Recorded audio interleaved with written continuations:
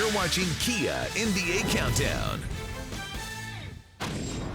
History is everywhere in the Mecca of basketball, Madison Square Garden. And if you listen closely, you can hear the loud voices of pride, triumph, and yes, struggle. We're nearing the end of what's become known as Black History Month. We haven't talked about it on this set yet, but we will now. Because basketball is one of the few places in American life that men of African descent not only stock the labor pool, but manage and even on a limited basis, own the means of production. It's the closest thing we have to a true meritocracy, top to bottom, where black people can be hired and fired with little ballyhoo, where there's no need for a Rooney Rule, where the first black coach, Bill Russell, won a championship 20 years before the NFL even hired its first Art Shell. Now, Bill Russell is a living, breathing piece of history and part of basketball's meritocracy. You have talked with him more than anybody in media. You've essentially chronicled a lot of this history in your book. What do you make of all this? You know, people always associate baseball with race and how it intersects with America. And I would argue in basketball, it's been just as big of a case, especially the NBA, a league that in the 50s and 60s basically had a minimum for players. You had 3 or 4 black guys per team, and that was it. And if you were the 5th best guy, you're getting cut. Then you go to the 70s when things started taking off and everybody's saying the league's too black. It's not going to make it, you know, and it affected the attendance, it affected the ratings, it was tape delayed. But, you know, spending time with Russell, he was somebody that stood for stuff back then. And Jalen, like, this is the thing I think that's changed over the last 50 years, is that you look at the African-American athletes in the 60s, guys like Oscar and Russell and Elgin, people who really fought for stuff. And now it seems like people now protect their brands more than the greater good, and that's the part that worries me. Also, in the era of segregation, you had to be socially and politically more conscious. True. And your platform as a professional athlete meant more than just wins and how much money you made. It meant more as a source of pride for your community. And that's the burden that men like Russell, as you mentioned, had to carry. And now, you do mean burden. Burden is a great word. Literally, and that's why I would ask Bill the question, why is someone like Bill Russell, who has 11 championships, by the way, the same number as Jordan and Magic put combined together, yeah. They have statues.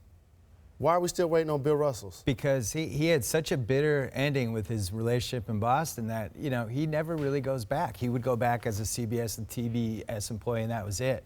And, you know, I think that's, when I was researching my book, I was stunned by how bitter some of those guys were, because they had things happen to them that just, it's hard for anybody from our generation to identify with them. Wilbon, you could speak to this. Like, you talk about somebody like Oscar.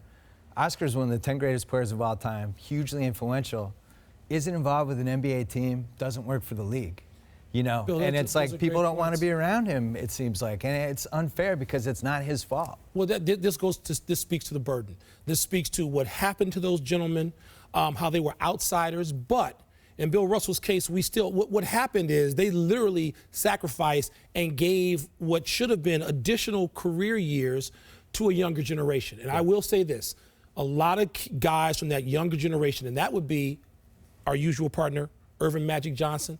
Magic would object if he was sitting here and I said this, but I'm gonna say it anyway. Magic is perhaps the most important black businessman in the country today. I don't mean former athlete. I mean he and Junior Bridgman, what they do, the people they employ, the things they still stand for. They took what happened and they got to know Bill Russell and Oscar and Elgin Baylor and all those gentlemen who did not have those opportunities, and they make the most actively of them every day. And that's why basketball is so important to the culture, because you see this.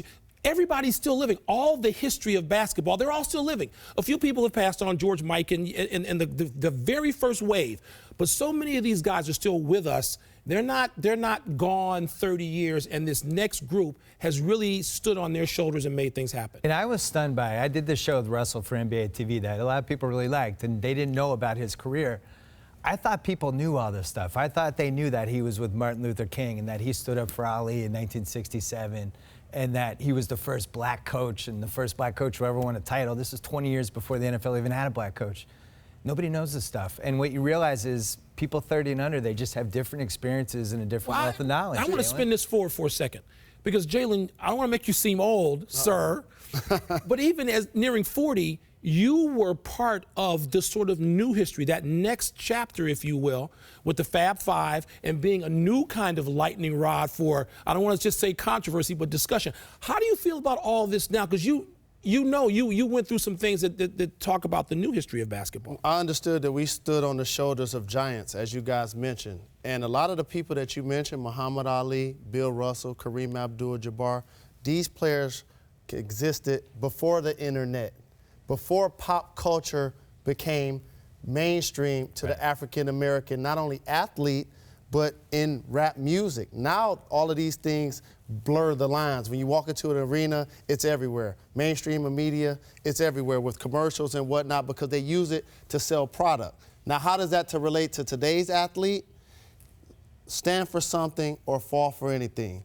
Whatever your calling is, whether it's education, bullying, guns, violence, if you have a passion about something, give it back to the community that builds you up so much and lines your pocket. And basketball's at the center of that community. And the discussions play out there more and faster than anywhere else. And last thing, Russell said in the documentary that we did, Jackie took everything from point A, basically from point A to point B. And it was, or point A, and Russell's job was to take things from point A to point B. Then we saw people take it from point B to point C. I think point D now is the part that we're at. And I want to see some of these guys stand up for more than just their brands. Congratulations to the NBA for being trailblazers. Continuing on our Black History Month theme, Mark Jackson, a New York native, returns to the Garden to coach against Mike Woodson, two shining examples of the scope, influence, and opportunity that the association can provide. And for athletes out there and celebrities, use those corporate partners. Do the charity that makes it to the hood.